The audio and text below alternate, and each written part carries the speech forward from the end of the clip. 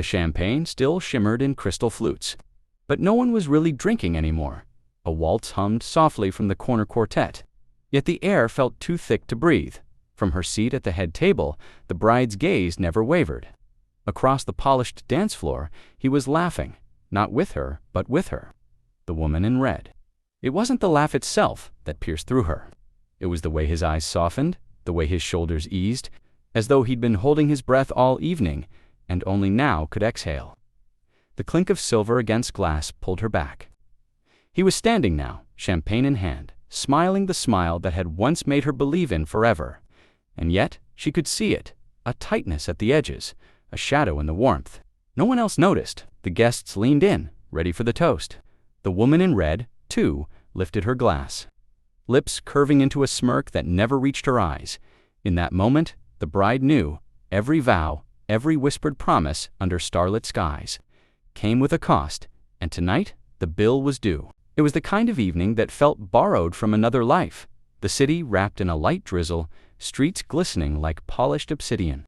She had ducked into the small jazz bar for shelter more than anything else, shaking rain from her coat, unaware that this step inside would set a chain of events she could never undo.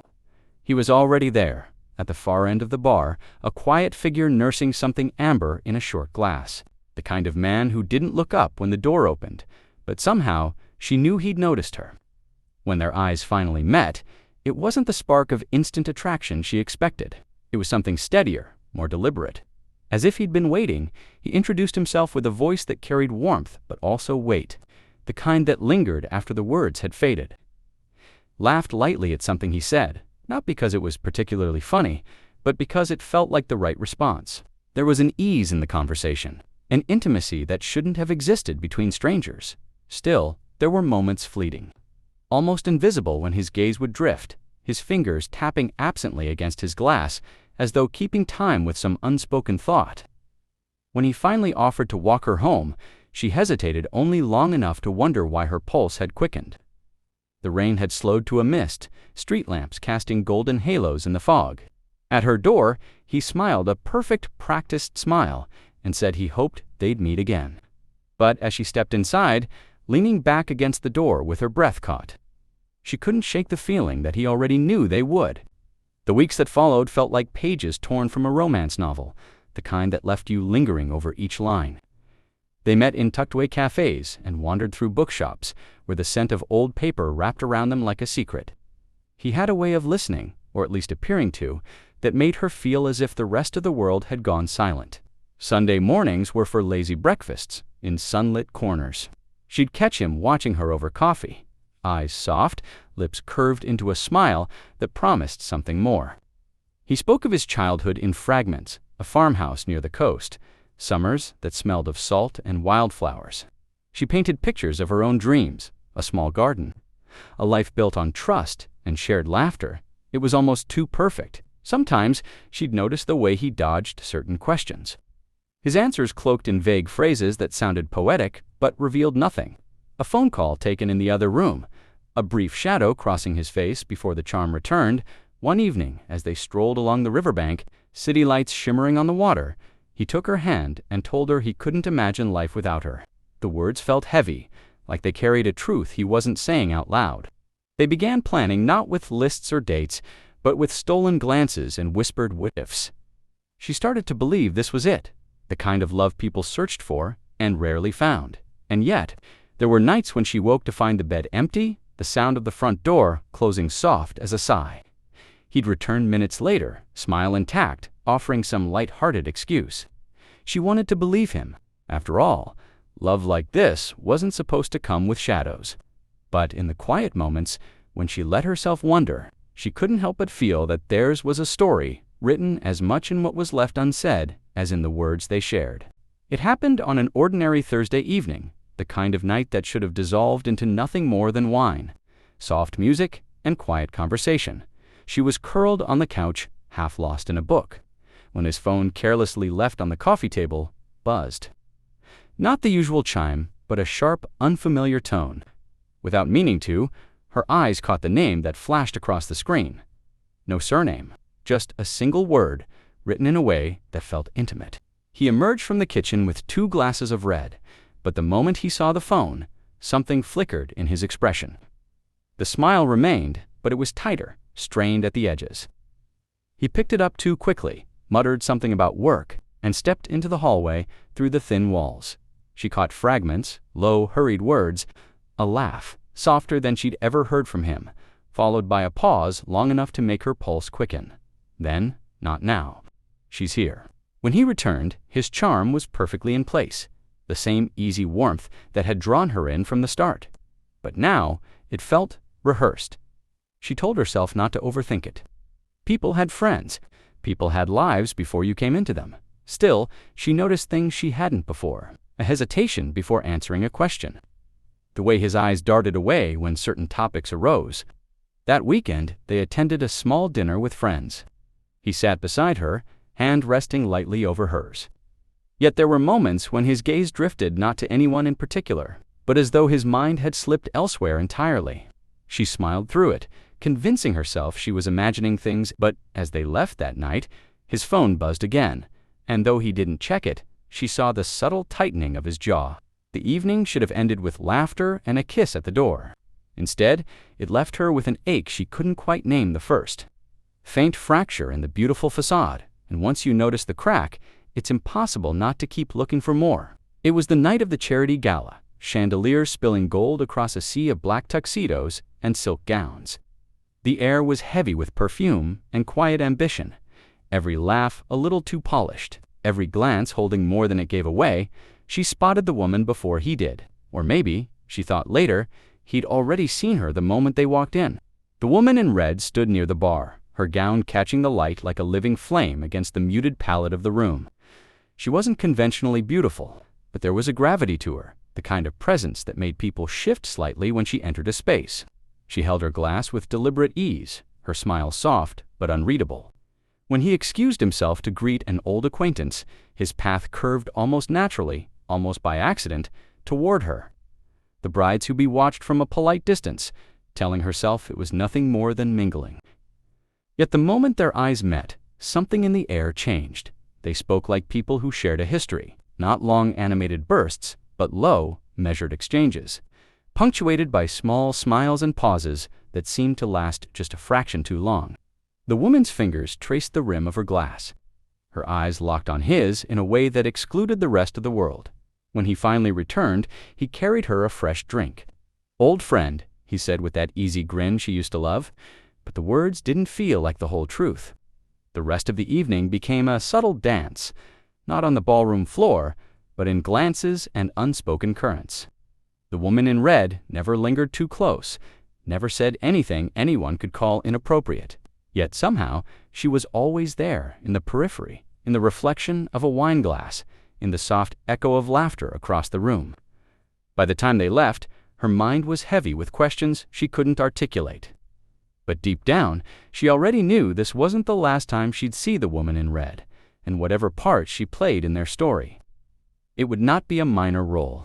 The clink of crystal filled the air as waiters weaved between tables, silver trays glinting under the warm glow of the chandeliers. The evening was a polished performance, laughter rehearsed, smiles carefully set like fine china from the head table. She had the perfect vantage point. Every guest was a moving piece in a picture-perfect scene. Except for 2. Across the room, the groom leaned slightly toward the woman in red. Nothing obvious, just enough to catch the bride's attention. Their heads inclined as if exchanging pleasantries, but his hand, resting loosely on his glass, tapped once. Twice, like a signal, she responded with a faint tilt of her lips. Not a full smile, but something that carried meaning only for him. The speeches began, and with each toast, the room's focus shifted. The groom stood first, raising his champagne with warmth in his voice. His words painted their love as an unshakable story, a union built on trust, on promises. The applause was genuine, the cheers loud. But her eyes never left the woman in red. When it was her turn, the woman in red rose gracefully, her gown catching the light. She spoke with charm, weaving compliments for the happy couple. But buried in her words were threads the bride could feel tugging private references. Subtle phrases that didn't belong to a casual acquaintance. Each one landed like a drop of ink in clear water, spreading quietly, staining something pure. The guests laughed politely, oblivious. But the bride's fingers tightened around the stem of her glass, knuckles whitening beneath the lace cuff of her dress. She told herself not to imagine, not to read into things, but the air between them was no longer empty. It was charged alive with an unspoken history she couldn't yet see. The toast ended with a final lingering look toward the groom. A look so quick the crowd missed it, but not her. And in that moment, she knew this wasn't just her wedding. It was a stage, and somewhere in the shadows, another story was playing out. The laughter from the reception faded as the bride stepped into the hallway, the muffled music now a distant hum. The air here felt heavier, still carrying the scent of wine and perfume. She wasn't looking for anyone, just a moment to breathe. That's when she saw them. At the far end of the dim corridor, the woman in red stood close to the groom, her hand brushing his sleeve as if anchoring him in place. The golden light from the wall sconces caught in her hair, turning it into a halo that felt more like fire than light. Their voices were low, too soft to fully catch, but fragments slipped through the quiet. "You promised. This isn't the time. She doesn't have to know." The bride froze, half hidden behind the edge of the doorway. Her breath caught in her chest, her fingers instinctively tightening around the bouquet she still held. The groom's posture was rigid, his jaw tense. The woman in red leaned closer, her words now barely above a whisper. Urgent, insistent. A flicker of something unreadable passed over his face, a mix of guilt and resolve. "We can't go back now," she murmured. The bride's heart pounded so loud she feared they would hear it. She wanted to step forward, demand answers, but her legs felt rooted to the floor. And then, just as quickly as it began, the moment ended. The woman in red gave him one last look, a look that seemed to carry the weight of years before gliding past. Heels clicking against the marble, the groom lingered a second longer, running a hand over his face before returning to the celebration as if nothing had happened. The bride stayed in the shadows, a thousand questions clawing at her mind. She had overheard only pieces. But sometimes, pieces were enough to shatter the whole.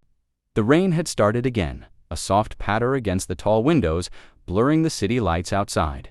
The bride stood near the exit, her bouquet now missing a few petals, her dress carrying the faint scent of the night's chaos.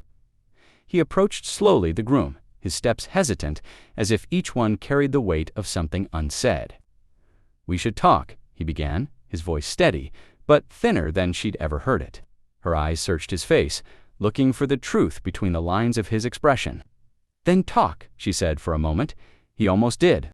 His mouth opened, but the words seemed to collapse in his throat. Instead, he reached for her hand, fingers curling lightly around hers. "I need you to trust me." Trust. The word felt like glass in her chest, about her. The question slipped out before she could stop it. A flicker in his eyes, guilt, anger, or fear. She couldn't tell. "It's not what you think, but what was it?"